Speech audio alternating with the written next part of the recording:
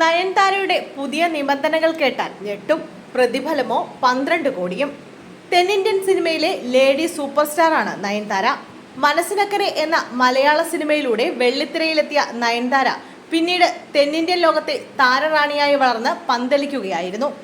നായകന്മാരില്ലാതെ ഒരു സിനിമ വിജയിക്കില്ലെന്ന് പറഞ്ഞ കാലത്ത് നായികയ്ക്ക് പ്രാധാന്യമുള്ള സിനിമകൾ ചെയ്ത് സൂപ്പർ ഹിറ്റാക്കി മാറ്റിയ സിനിമകൾ ധാരാളമാണ്. ജനപ്രീതിയിലടക്കം തെന്നിന്ത്യയിൽ ഒന്നാമതുള്ള നയൻസ് കരിയറിൽ 25 വർഷങ്ങളും പൂർത്തിയാക്കി കഴിഞ്ഞു. നിലവിൽ തന്റെ ഇരട്ടക്കുട്ടികളും ഭർത്താവുമായി ദാമ്പത്യ ജീവിതം മുന്നോട്ട് കൊണ്ടുപോകുന്ന നയൻതാരയുടെ പുതിയ നിബന്ധനകൾ ചർച്ചാ വിഷയമായിരിക്കുകയാണ്.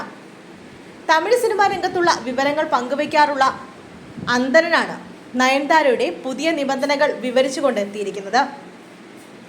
സമീപകാലത്ത് 9 മണിക്ക് സെറ്റിലെത്തിക്കൊണ്ടിരുന്ന നയൻതാര ഇപ്പോൾ 11 മണിക്കാണ് ലൊക്കേഷനിൽ എത്തുന്നതെന്ന് അന്തരൻ പറയുന്നു.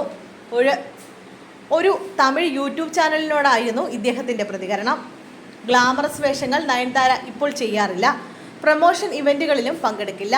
തമിഴ് ഇൻഡസ്ട്രിയെ സംബന്ധിച്ചിടത്തോളം ഒരു നടിക്ക് കല്യാണമായാൽ അവരുടെ മാർക്കറ്റ് നഷ്ടമാകും, ശമ്പളവും കുറയും.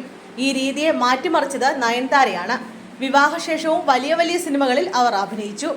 ചില പടങ്ങൾ വേണ്ടെന്ന് പറഞ്ഞതല്ലാതെ അവസരങ്ങൾ കുറഞ്ഞില്ല. പക്ഷേ സിനിമകളൊന്നും ഓടുന്നില്ല. അതിന് കാരണം നയൻതാരയല്ല, സിനിമകളാണ്. കണ്ടന്റ് നല്ലതാണെങ്കിൽ സിനിമകൾ ഓടും. 12 കോടിയാണ് നയൻതാരയുടെ പ്രതിഫലം. എന്തിനാണ് ഇത്ര വലിയ പ്രതിഫലം നൽകുന്നത്?